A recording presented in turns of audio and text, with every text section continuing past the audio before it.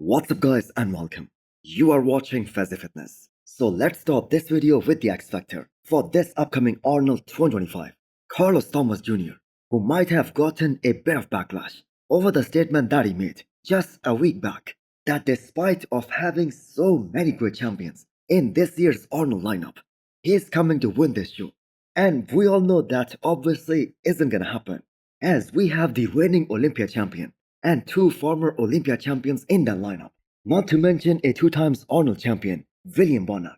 But on the other hand, if the man doesn't have that kind of mindset, he won't ever be able to give his 100% in the gym and in the kitchen as well. So I have got to say props to Carlos for standing his ground one more time. The last one we put out, bro, everyone took the clip that saying I was acting like I'm coming to win. They were like, oh man, he says he's gonna win. Oh man, he believes in himself. Like it's a problem. And like, if you don't have faith in yourself, then who else is gonna have faith in you? That he's gonna beat these guys in some of the mandatories, which are his strengths. The front double biceps is gonna be his strength. The abs and thigh pose, especially in the recent update that was posted by his coach, Patrick Tour, that can be his strength as well. And it is crunch time for Carlos, as his coach increased his cardio and at the same time, he has cut down his carbs. So now we're gonna see some major changes in his physique, especially more separation in his quads, which is something that has been missing in the last of the few updates. So this video was taken at 7 weeks out of this upcoming Arnold, and that is plenty of time to polish that skin, get it thinner, and bring out more detail. And Patrick has a great track record of bringing his athletes in absolutely superb conditioning. Now, we have established that Carlos is a very special talent, and a top finish here means Carlos is gonna have to beat some great bodybuilders at this upcoming Arnold, some former Olympia champions and Arnold champions. So Detroit Pro is gonna be that one show where Carlos is gonna have a very realistic chance of getting his first pro win and also his spot for the upcoming Miss Olympia 2025. If you're looking to boost your health and wellness, check out hostile.com for the top quality supplements and use the code FAZI10 at checkout for exclusive 10% discount. Please do check it out, that would really help support the channel. Next up we have Rubiel Bonac, who is going to be stepping on the Arnold stage as a 2 times former Arnold champion. So Bonac is training to the best of his abilities at this stage of his career to be as combative as he can be at the highest level. And I have got to say the man has done a superb job since his last Arnold, which was back in 2023, where not only he placed outside of the top 6, but he got beat by Sean Carrida and Akeem Williams, and the Olympia 2022 and the Arnold 2023.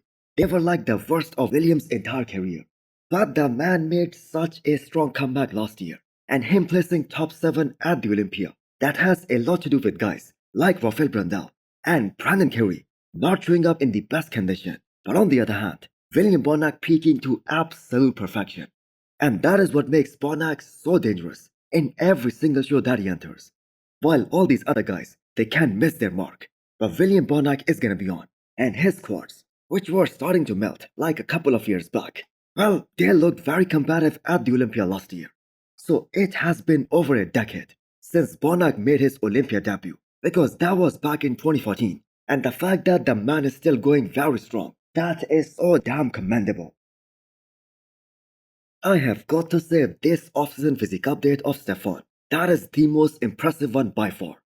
Those arms are looking so combative right now, and as per the men's open size criteria, Stephane has blown up so damn fast once he made his transition from classic to the men's open.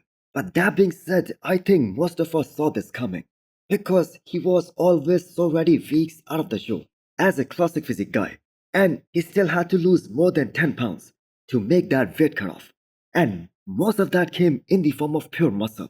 Now he is looking very round, bursting full and very 3D, and the man is in the high 280s as of right now, which is like 50 pounds more than what he was allowed to weigh in classic physique division. So I'm guessing this is gonna be a very anticipating men's open bodybuilding debut, because this is where Stephane originally belonged. Now we do not expect him to win on his pro debut, but we do expect to see a far more complete physique and a far bigger and a fuller package for the men's open division. And do not forget, he was in a phenomenal condition at his last show, which was Portugal Pro. So imagine him in that same kind of condition, that dryness, that roundness, that hardness, with maybe 20 pounds of extra muscle on his frame. Because that is very realistic. Because most of that muscle, he doesn't have to build, he already has that. He just have to marinate all that muscle.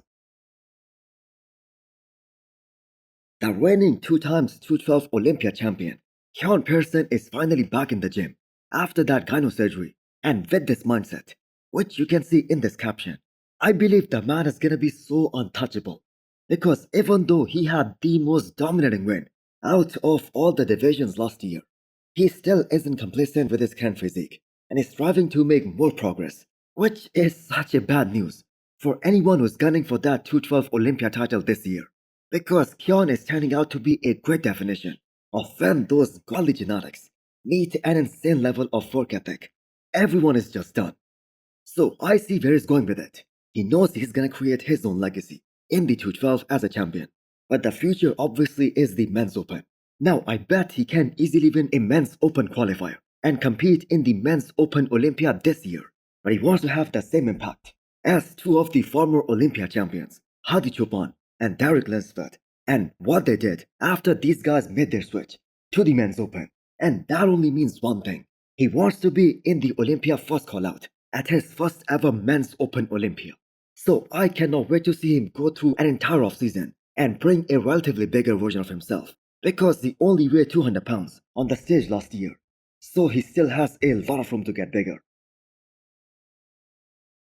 Next up we have a 17 weeks out physique update from Rubiel Mosera, aka Nexilla. So if he actually sticks to his words this time and decides to enter this upcoming New York Pro as per his commitment to the Olympia head judge Steve Weinberger, because the thing is he hasn't himself announced that just yet. And it was mentioned by Steve Weinberger in an interview after the Olympia this year.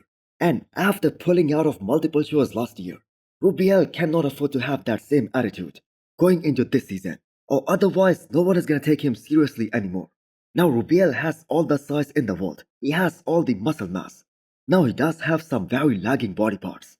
For instance his delts, they just aren't as impressive as his arms or his chest, and he needs to have more separation in his quads. But that being said, he still needs to compete, because not a single bodybuilder out there is without a single weakness. They all have that, even the reigning Olympia champion. And his placing at Prague Pro, which was his pro debut back in 2023, where he was able to beat a guy like Nathan Diasha, who is the most winning IV Pro in the current men's open roster right now. That's a proof that the judges are willing to reward him and his physique, as long as he comes in shape. And Prague 2023 was undoubtedly his best ever. It was a lot better than his last show, which was Dubai Pro. Although he was bigger, but he was in a better condition in Prague. And New York Pro, we all know, is gonna be a star-studded show. So Rubiel has to bring his A game to stand a chance, even in the first call out. So these pictures of Michael Daboul from the Olympia prep files from 2023, they are enough to show you why he places so damn high even at the Olympia, when there are more shapely and more aesthetic and more classic guys up there. But still he beats them all.